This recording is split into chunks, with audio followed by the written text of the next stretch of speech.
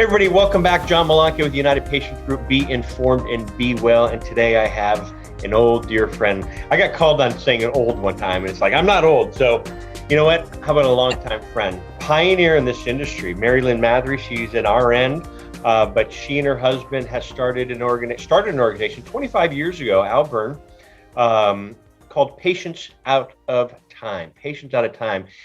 And when I say it's one of the lead, we've done a lot of similar things here at United Patients Group, but Patients Out of Time was where Corinne and I really saw the need for education. And so with that, we've done a lot with Lynn and Al over the years with Patients Out of Time, not only sponsoring, but supporting and really getting the word out. And I've heard many of our followers, many of our guests that I've had on the show knew nothing about cannabis. And these are doctors and nurses. And they went to a Patient Out of Time's event or conference and went jaw dropped and said, oh my gosh, Beth Doss, one of our nurses, that's where she learned about cannabis. Dawn Steenstra also learned about cannabis. The list goes on. Ryan Zachlin, Nigam Maror, Jehan Marcoux. And these are all very well-educated people in this industry, talking about education, talking about the science behind. And so on that introduction, Lynn, awesome to see you, also known as ML. So if you hear me say ML, it is Lynn, but awesome to see you, Lynn. Great to see you too, John. So you guys have, you've seen it all. See, it's funny. People always say, oh, John, you're the pioneer in this industry. I laugh. I said, I'm far from the pioneer. There are people who have been doing this for years, years. You really have really tried to bring the stigma down about cannabis as an and talk about education and the benefits. Can you let's talk about, well, before we go on, I want to talk about your conference. ML, share your background because you're a nurse, you're an RN, and you have been leading this way for not only medical professionals, but RNs in this industry too. Yeah, well, I'm a nurse, as you said, and was getting out of school. I joined the Navy, was stationed in Portsmouth, Virginia, and then down at Roosevelt Roads, Puerto Rico. Was down in Puerto Rico. I met my husband, Alburn, and I got out of the service. He continued on, but so we're both Navy veterans. And we got involved with cannabis. It was in the 80s when drug testing started. And of course, it started with the veterans, with active military. They were the guinea pigs. Remember one time, and this is kind of off story, but there literally was a time when there were train carloads on trains full of urine specimens. Wow. From the military, getting them off to be tested. But anyway, that started us. It got us connected with NORML, the National Organization for Marijuana Laws, and this was like in the 80s. And then by 84, 85, we were stationed. He was stationed in, of all places, Cleveland, Ohio. But we got there because I was going to grad school at Case Western. I did my thesis on marijuana disclosure to healthcare professionals, and I thought, okay, we're 1984. Where am I going to find people who admit to using cannabis? Very difficult. And at that time, I thought marijuana. I only knew to call it marijuana. It's funny. I was going to correct you. And just for the record, Lynn educated me back in 2011, 12 about the term marijuana versus cannabis. And because of that, Lynn, I only use the word cannabis. Yeah, I know. It's hard to go back to marijuana. And marijuana, we shouldn't, not that it's a negative thing. It's just that our country made it into a negative thing, created all the stigma about it. But so I wanted to do a survey. And so we thought, we could go through NORML. Probably not, you don't have to use cannabis to belong to NORML, but probably most people did. Yeah. Common sense tells you that. So I did that and I got 900 responses. It was a survey on disclosure. Would a person, if they're a physician or a nurse, asked about their marijuana use, would they admit to use? And the survey came back. It was very interesting. But the last question on my survey, I got like 900. Were these also enlisted servicemen and women, or are they normal? So this is normal population. In the old days, before the internet, go back in time, before the internet, they had a leaflet. Every month or every 2 months, they'd send out the leaflet, which was news on cannabis, on marijuana. And so they put it in, it was the last page, a tear off on their leaflet that they could then mail into NORML. NORML would mail it to me. So patients felt that it would all be confidential, and the agreement was that I would let Normal know the results so that they could tell the members. So it was all happy. The last question I asked was, and the answer to the whole survey was, most were never asked by their healthcare professionals. If they were asked, over half said that they would admit to use because they thought that the healthcare professional should know about that. Yeah. But those who wouldn't said, it'll be on my record. They've got an attitude towards me. I could get into legal trouble. It was all worries about the stigma related to it and the legal consequences, that they would be afraid to admit it. But my last question was, what are your health concerns about cannabis? And they could choose, its effects on my brain, on my lungs, on my heart, all the way through, and saying fetus for pregnant women. Yeah.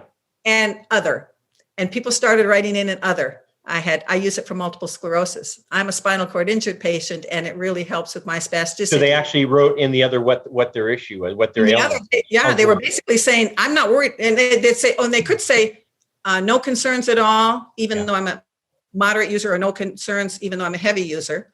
And people would check that, and then they'd go down other and write in. And I was like, I knew it was good for chemo-induced nausea and vomiting. I knew patients used it back then.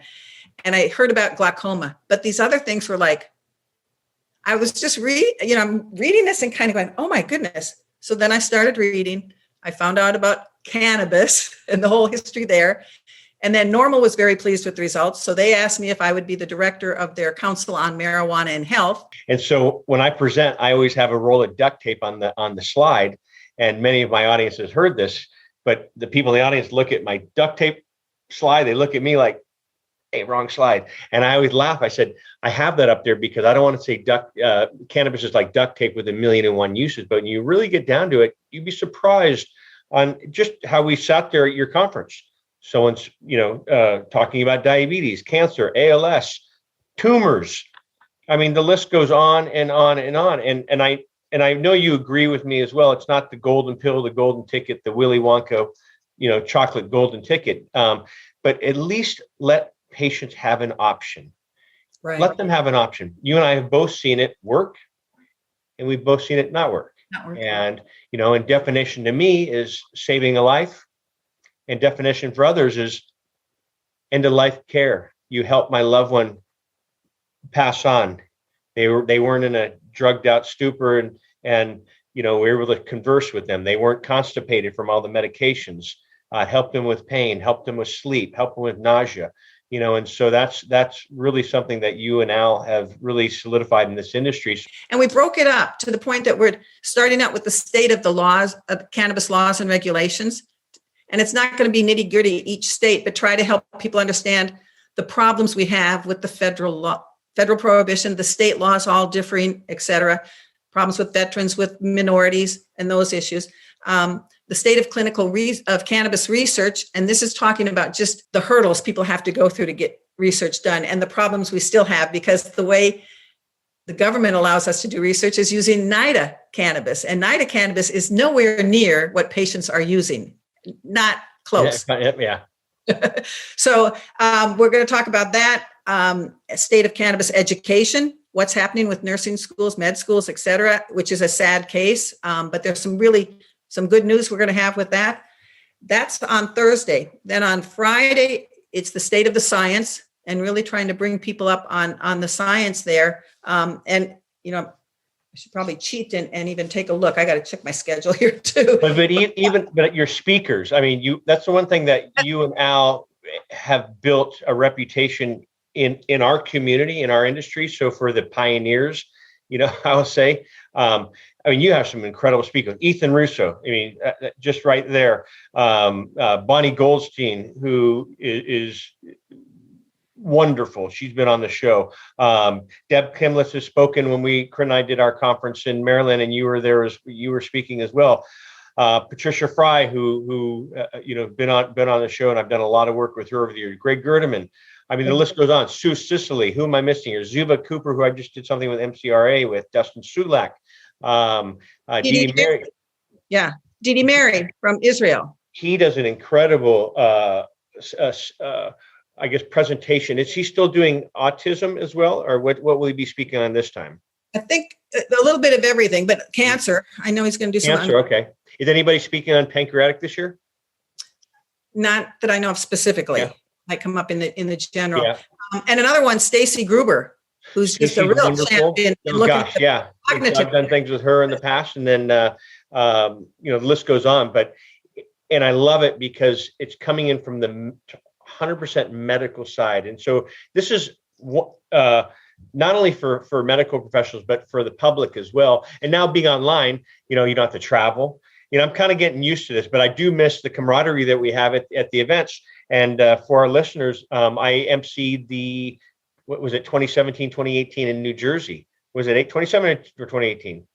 2018. 2018. And so and I talk about you on my show all the time. And it's something that I truly believe any medical professional, whichever side of the fence they're on, will come away with a different understanding and a real understanding about the benefits of this plant. And then we find out about the endocannabinoid system, which is involved in probably everything. You mentioned Vincenzo Di Marzo, probably the most prolific researcher and writer on the endocannabinoid system from Italy. And in the mid 1998 or something, one of his articles, he talked about the endocannabinoid system in that it helps us eat, sleep, relax, protect, and forget. And it's like, wow. And from that, we're all saying it's involved in almost every physiological reaction that's going on in our body. It is so important. So the idea that this still is not in every medical school, in every nursing school, is a crime. And even if it's not in basic biology classes, in high school, when you're learning about the human body and you learn about the circulatory system and the skeletal system and the pulmonary system, where's our endocannabinoid system? We've got to get it in so people understand. Because there's things you can do. We've learned about yoga helps with the endocannabinoid system. Meditation can help. Acupuncture, that's kind of stimulating the endocannabinoid system. Clearly what we eat. And I had said earlier about the hemp seed oil or cannabis seed from either plant is going to be good. But having hemp sprouts from the plant, or baby leaves, putting them in salads. That's your green leafy vegetable. Green. Yeah. And then, of course, you juice them when it's an older leaf because they get a little bitter. But, and that's, I think, for the listeners, that's nothing psychoactive. That's think of it as a vegetable because that's exactly what it is. Those cannabinoids are in acid form. They're not going to be getting you high or stoned, but giving you a lot of nutrition. When we shared that education with Corinne's father, when he was going through that, he just looked at us and he said, why hasn't someone sued the U.S. government for murder? And we said, wow, coming from him, he was such a humble man. I was like, wow. And we did an article on that, and it got a lot of coverage. And it was more so of how they have it scheduled, federally one scheduled, no medical benefits, but at the same time, patent neuroprotected as medical benefits. And it's like, take your pick, guys. Take your pick. And that's frustrating. And that's the part that when I was sharing earlier about, at least let patients have an option, and not being for them is what I was saying. I don't want to get cannabis. I'm like my grandfather. I don't want to be, drugs. And that was his mindset. And so and I share with people all the time because a lot of families call and say, my loved one won't try this. And I said, Bill or Sue, it's not your journey, and you can't please at the end of life. They're scared, they're desperate, they're weak, and so don't force it. And if sometimes it helps when you share a story, because people will say, what do I do? I said, share a story. And they come back and they see another person that looks like them, if it's a senior male or a woman or a man or a kid, and go, I'd like to try that. And so sometimes it takes an outsider. Like I have friends from high school that say, man, I can't thank you enough. My mom's using cannabis because of you. And I said, what did I do? He's like, well, she watched your show or your mom said something, but we've been trying to get her to do it for years. And sometimes it takes an outsider to share. And so bringing it back to your conference, if I'm going to I'll say guarantee this, but if you watch this conference, if you don't get something out of this conference, Marilyn will refund you. That I can say that, yeah. But that's how much confidence I have in the education and the information that is. I mean, people walk out of there going, how is that even possible that I did not learn this in medical school or nursing school, or how come I've never heard of this? And you be blown away. And the list of speakers, like you said, used to do 2 days, and this is a 3-day. So the list of speakers is incredible. And I saw the agenda, not only of the topics, but also the speakers. I'm like, you know what? That's called being a pioneer in the industry and say, hey, would you like to speak? Heck yeah. What day do you want me, Memo? And so for our audience, if you really look at that list of speakers, those are the tops in this industry that have really looked at this as a therapeutic. Cannabinoids are therapeutic, but I think you'll just blown away. And on the topics, and then you can find not only the agenda, but the list of speakers on patientsoutofTime.com. For our medical professionals that are watching, because it is accredited, how many accreditation units or credits are they getting? Will they receive? 15.5. So yes, thank you. We just is it a CME or CE or CEU? CMEs. Pharmacists will get it, and the nurses can use the CMEs. So it's 15.5 contact hours. So we're really happy about that. Yeah. And are they PRA category 1? Yep, category 1. So the top of the top, and so again, not surprised, but Mary Lynn and Al do everything with not only a class act, but the top of the top to get this information out, and they do an incredible job with that as well. When they do this, will they be able to go? Because you did say that they would be able to go watch, and so it's almost like on demand where I can watch, a couple speakers here next week. And do they have access for a full year with that, or how does that work? No, it's going to be about a month. But cool. Okay. What we've got is, so in watching it, what you're going to get live, it's going to be taped presentations to an extent, but at the end of each of these sessions, the speakers are there for the Q&A. And so obviously being live, you want to get the Q&A. So a person might look at the schedule and say, oh, I don't have time for that topic or something, and know that you can take that link and get back to it later and see it later. But we hopefully especially get there for the Q&A, so you'll have a chance to interact with the speakers and ask whatever question might be of concern. Of course, people will have the chance to put the questions in on the side, and so we'll have somebody monitoring questions and gathering them all for everybody. So if there's one other thing I'd like to bring up. Please. So please, people, think about the conference. And for a lot of you, if you're not a healthcare professional, bug the heck out of your own healthcare professional to come take it, because they need to understand this. And not just for you, for all of their patients. When you have something that literally governs your whole body, and you've got a clinician who doesn't know that science, they're really missing the boat. There's just too many reasons that they need to understand this. But the other thing I want to bring up is we have a petition, a resolution, I guess I should say, but it's to deschedule cannabis. So if you go to the website, you'll find this descheduling petition. I think it's about 4 pages long. So it's the old fashioned writing of whereas cannabis is an ancient plant, whereas cannabis, is non-toxic, no overdoses. And it just goes on about different facts about cannabis, just explaining all this, that the resolve is, be it resolved that the government needs to take it out of Schedule 1, deschedule this cannabis, free the plant, get all people who are charged with possession or growing cannabis out of prison, allow veterans to use it and the VA to cover that expense for them. So it's that sort of resolution. We've got a lot of organizations who've signed on to it. I can't remember, last I looked, maybe 127 or something organizations. I think we signed on it. United Patients Group was on that list. Yes. So. and now we're looking for individuals as well. We just want this living and keep growing it and people can download it and just use it to educate your representative. It's funny. I have now a dear friend, but they contacted us. They're from Georgia, and they became cannabis refugees. They moved out to California. Sawyer's mom. So we've had Sawyer Maddox and he had Deuce syndrome, and Deuce syndrome is another rare epileptic seizure where he was having 200, 300 seizures a day. He'd wear a helmet, Pillsbury Doughboy puffy with all the medications.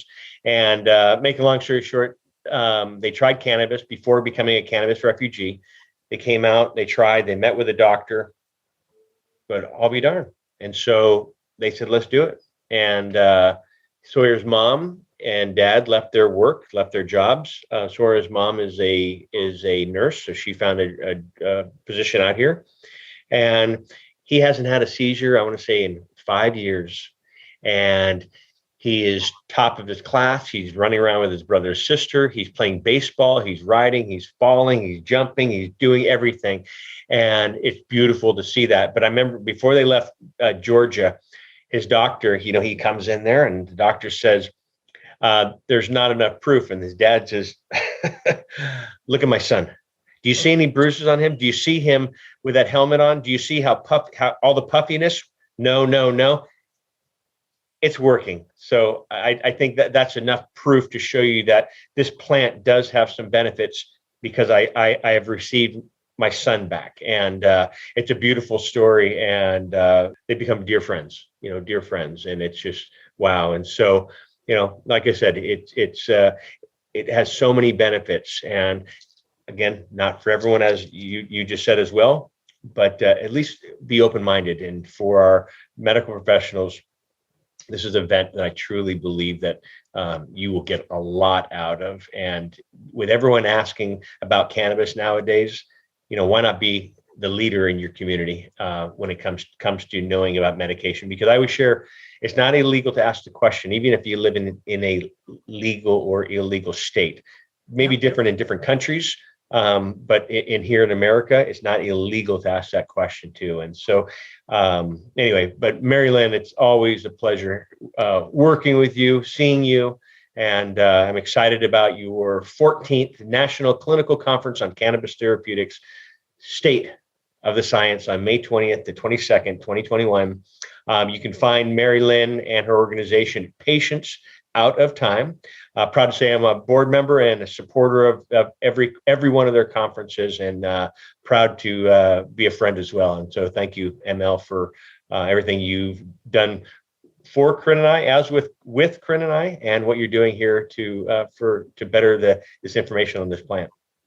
Again, folks, this plant is the plant is for everyone. Yeah. The medicine may or may not help you, but that plant is for everyone, and it Mother Earth needs this plant back. I was just coming in here on NPR. They're trying to tell people we need to grow more trees, for the planet, and just talking about the whole deal there. And somebody the other day was just telling me about how many trees they use, in terms of the toilet paper issue that we're now. And you're thinking, hemp can replace so much of that, and it's a shame.